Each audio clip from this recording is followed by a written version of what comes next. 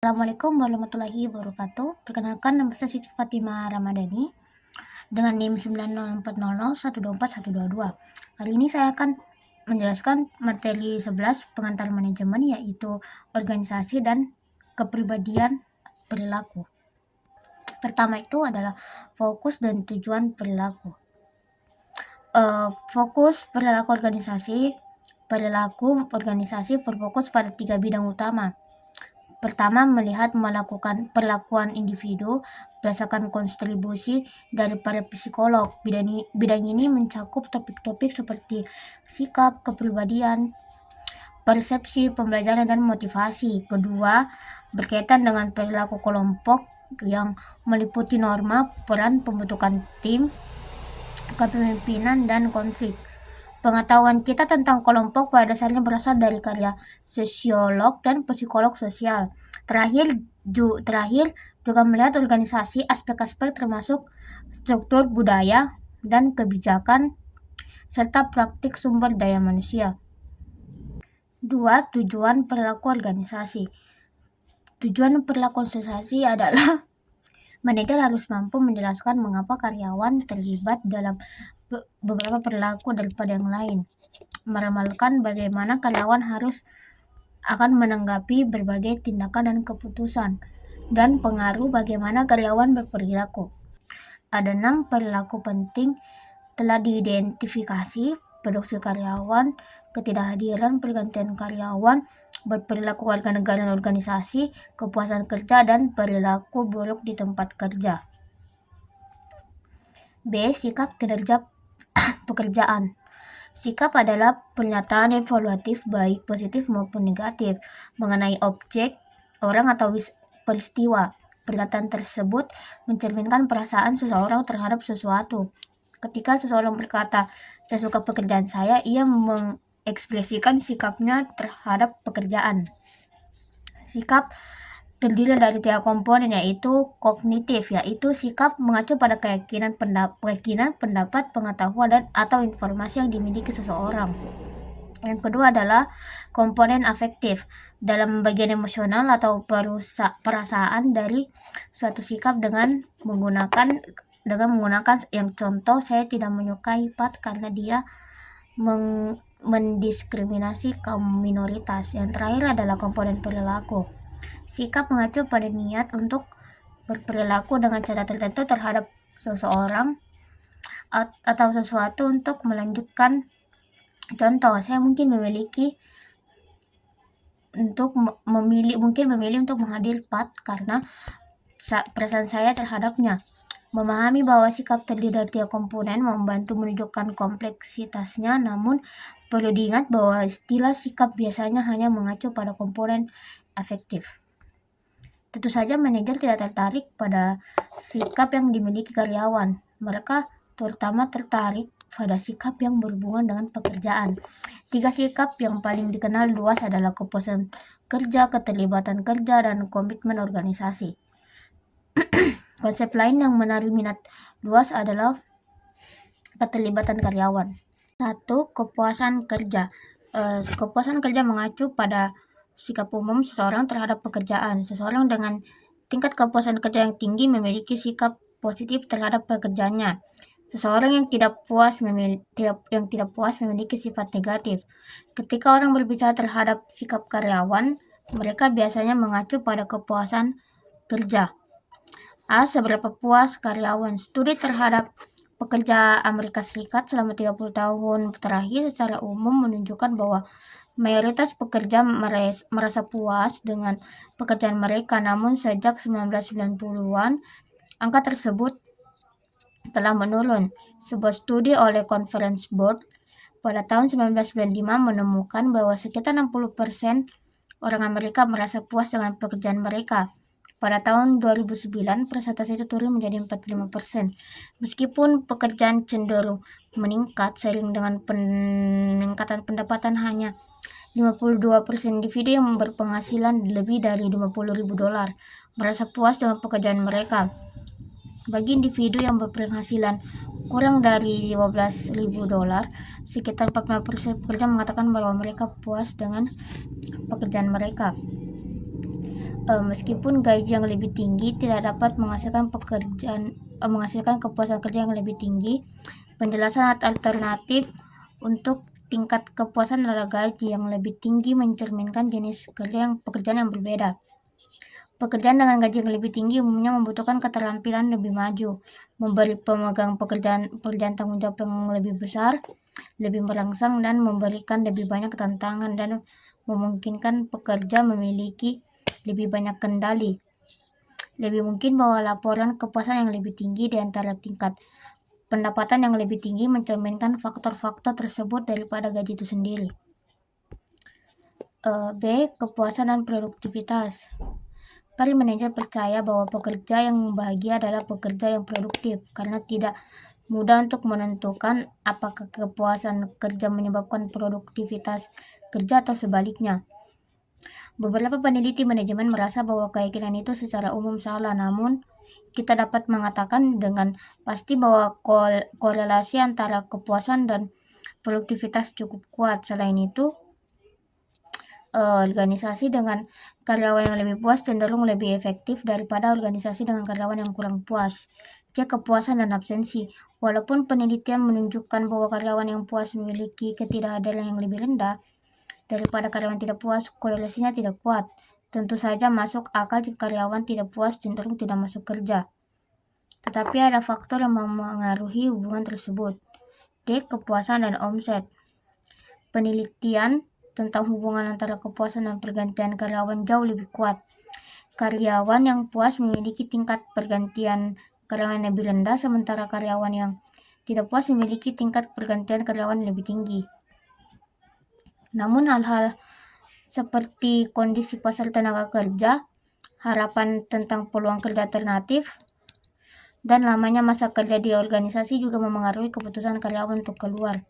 Penelitian menunjukkan bahwa tingkat kepuasan tidak terlalu penting dalam memprediksi pergantian karyawan bagi mereka yang berkinerja unggul, karena organisasi biasanya melakukan segala cara untuk mempertahankan mereka, kenaikan gaji, pujian, dan peningkatan promosi dan sebagainya.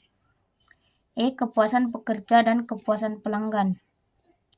Apakah kepuasan kerja berhubungan dengan hasil positif bagi pelanggan? Bagi garis depan yang berhubungan dengan pelanggan, jawabannya adalah ya. Karyawan yang puas akan meningkatkan kepuasan dan loyalitas pelanggan. Mengapa? Dalam organisasi jasa, retensi dan defleksi pelanggan sangat bergantung pada bagaimana karyawan garis depan menangani pelanggan. Karyawan yang puas cenderung bersikap ramah, optimis, dan responsif yang diapresiasi oleh pelanggan, dan karena karyawan yang puas cenderung meninggalkan pekerjaan mereka, pelanggan cenderung bertemu dengan wajah-wajah yang dikenal dan menerima layanan yang berpengalaman. Kualitas ini membantu membangun kepuasan dan loyalitas pelanggan. Namun hubungan tersebut tampaknya berjalan secara terbalik. Pelanggan yang tidak puas dapat meningkatkan ketidakpuasan kerja karyawan. Karyawan yang memiliki kontak rutin dengan pelanggan melaporkan bahwa pelanggan yang kasar, tidak bijaksana, atau terlalu menuntut berdampak buruk pada kepuasan kerja mereka. 2. Keterlibatan pekerjaan dan komitmen organisasi. Keterlibatan pekerjaan adalah tingkat di mana seorang karyawan mengidentifikasi dirinya dengan pekerjaan, berpartisipasi secara aktif di dalamnya, dan menganggap kinerja pekerjaan penting bagi harga dirinya. Karyawan dengan tingkat keterlibatan kerja yang tinggi sangat mengidentifikasi dan benar-benar peduli dengan jenis pekerjaan yang mereka lakukan. Sikap positif mereka membuat mereka berkontribusi secara positif terhadap pekerjaan mereka. Tingkat keterlibatan kerja yang tinggi ditemukan terkait dengan lebih sedikit ketidakhadiran, tingkat pengunduran diri yang lebih rendah, dan keterlibatan karyawan yang lebih tinggi dengan pekerjaan mereka. Komitmen organisasi adalah tingkat di mana seorang karyawan mengidentifikasi dirinya dengan suatu organisasi tertentu dan tujuannya, serta ingin mempertahankan keanggotaan dalam organisasi tersebut. Sementara keterlibatan kerja berkaitan dengan pekerjaan Anda, komitmen organisasi berkaitan dengan organisasi tempat Anda bekerja. Penelitian menunjukkan bahwa komitmen organisasi juga mengarah pada tingkat absensi dan pergantian karyawan yang lebih rendah, dan pada kenyataannya merupakan indikator pergantian karyawan yang lebih baik daripada kepuasan kerja. Mengapa? Mungkin karena ini merupakan respon yang lebih global dan bertahan lama terhadap organisasi daripada kepuasan terhadap pekerjaan tertentu. Namun, komitmen organisasi tidak lagi sepenting sikap yang berhubungan dengan pekerjaan seperti sebelumnya. Karyawan pada umumnya tidak bertahan di suatu organisasi sebagai besar karir mereka, dan hubungan mereka dengan atasan telah berubah secara signifikan. Tidak sepenting dulu penelitian tentang dukungan organisasi yang dirasakan keyakinan umum karyawan bahwa organisasi menghargai kontribusi mereka dan peduli terhadap kesejahteraan mereka, menunjukkan bahwa komitmen organisasi ke karyawan dapat bermanfaat. Tingkat dukungan organisasi yang tinggi menyebabkan peningkatan kepuasan kerja dan penurunan pergantian karyawan. Tiga, keterlibatan karyawan. Para manajer ingin karyawan mereka terhubung dengan pekerjaan mereka, merasa puas dan antusias dengan pekerjaan mereka.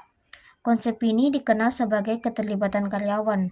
Karyawan yang sangat terlibat, bersemangat, dan sangat terhubung dengan pekerjaan mereka. Karyawan yang tidak terlibat pada dasarnya tidak peduli, dan mereka datang untuk bekerja tetapi tidak memiliki energi atau gairah untuk itu. Sejumlah manfaat yang diperoleh dari karyawan yang sangat terlibat, yaitu pertama, karyawan sangat memiliki kemungkinan 2,5 kali lebih besar untuk menjadi karyawan bekerja terbaik daripada rekan kerja mereka yang kurang terlibat. Selain itu, perusahaan dengan karyawan yang sangat terlibat memiliki tingkat retensi yang lebih tinggi dan yang membantu menjaga biaya perekrutan pelatihan tetap rendah. Dan kedua hasil ini kinerja yang lebih tinggi dan biaya yang lebih rendah berkontribusi pada kinerja keuangan yang unggul.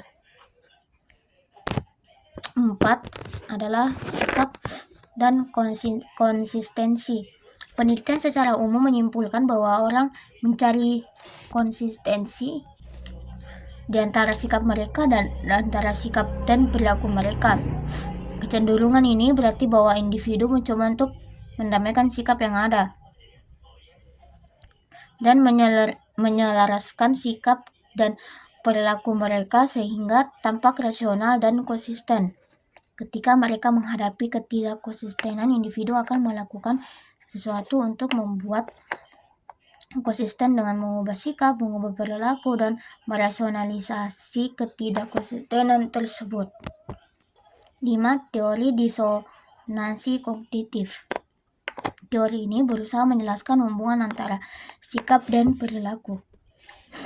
Disonansi kognitif adalah ketidaksesuaian atau ketidakkonsistenan antara sikap atau antara perilaku dan sikap. Teori ini berpendapat bahwa ketidakkonsistenan tidak menyenangkan dan bahwa individu akan mencoba mengurangi ketidaknyamanan. Dengan demikian, disonansi tentu saja tidak ada seorang pun yang menghindari disonansi.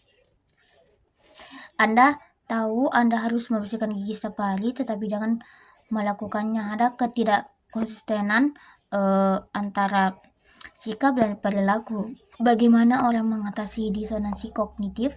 Teori tersebut mengusulkan bahwa seberapa keras kita akan mencoba mengurangi disonansi ditentukan oleh 3 hal. Yang pertama itu pentingnya dari faktor yang menimbulkan disonansi. Yang kedua itu tingkat pengaruh individu percaya bahwa dirinya memiliki lebih dari faktor-faktor tersebut. Dan yang terakhir adalah hadiah yang mungkin terlibat dalam disonansi. Jika faktor-faktor yang menciptakan disonansi relatif tidak penting, tekanan untuk memperbaiki ketidakkonsistenan akan rendah.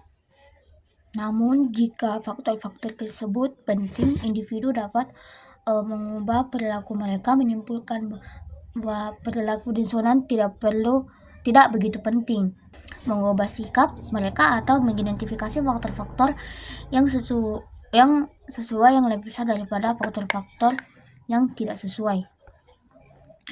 Seberapa besar pengaruh yang diyakini individu terhadap faktor-faktor tersebut juga. Misalnya, jika perilaku yang menimbulkan disonansi diperlukan sebagai hasil perintah manajer, tekanan untuk mengurangi disonansi akan lebih kecil dibandingkan jika perilaku tersebut dilakukan secara sukarela.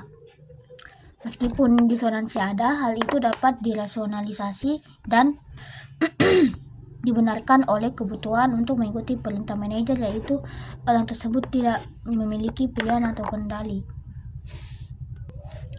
Terakhir, penghargaan juga memengaruhi tingkat motivasi individu untuk mengurangi disonansi. Menggabungkan disonansi tinggi dengan penghargaan tinggi cenderung mengurangi ketidaknyamanan dengan memotivasi individu untuk percaya bahwa ada konsistensi. Kepribadian. Kepribadian kita semua memilikinya. Beberapa dari kita pendiam dan pasif, yang lain berisik dan agresif.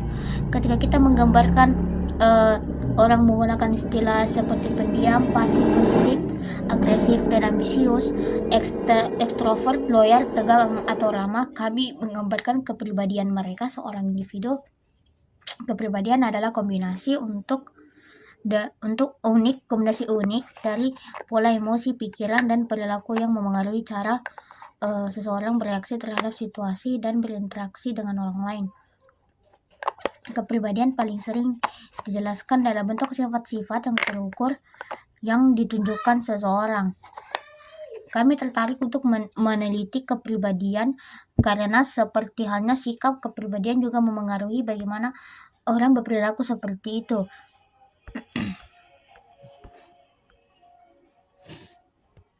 Ada 5 ciri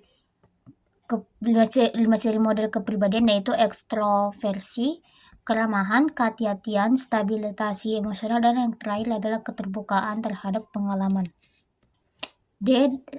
Persepsi. Stereotip adalah salah satu aspek persepsi yang merupakan proses di mana kita memberikan makna pada lingkungan kita dengan mengatur dan menafsirkan kesan sensorik. Penelitian tentang persepsi secara konsisten menunjukkan bahwa individu mungkin melihat hal yang sama tetapi mempersepsikannya secara berbeda-beda.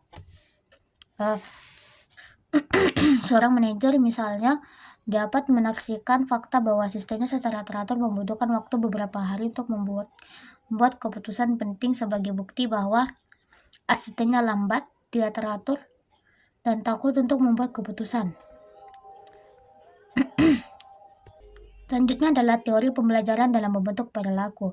Pendampingan merupakan contoh yang baik dari konsep perilaku individu terakhir yang akan kita bahas. Pembahasan ini termasuk tentang perilaku individu karena alasan yang jelas bahwa hampir semua perilaku dipelajari. Jika kita ingin menjelaskan, memprediksi, dan memengaruhi perilaku, kita perlu memahami bagaimana orang belajar. Definisi psikolog tentang pembelajaran jauh itu lebih luas daripada pemandangan rata-rata orang bahwa itulah yang kita lakukan di sekolah. Pembelajaran terjadi sepanjang waktu karena kita terus belajar dari pengalaman kita. Definisi yang bisa diterapkan sedang belajar adalah perubahan perilaku relatif permanen yang terjadi sebagai hasil dari pengalaman. Dua teori pembelajaran membantu kita memahami bagaimana dan mengapa perilaku individu terjadi. Pembelajaran sosial. Pembelajaran sosial itu terbagi menjadi 4 proses, yaitu proses perhatian. Orang belajar dari model ketika mereka mengenali dan memperhatikan fitur-fitur pentingnya. Kedua, proses retensi. Pengaruh suatu model akan bergantung pada seberapa baik individu mengingat tindakan model tersebut. Bahkan setelah model tersebut dia lagi tersedia. Yang ketiga adalah proses produksi motorik. Dan yang terakhir adalah proses penguatan. Itu saja yang bisa saya jelaskan. Kurang dan lebihnya mohon dimaafkan. Assalamualaikum warahmatullahi wabarakatuh.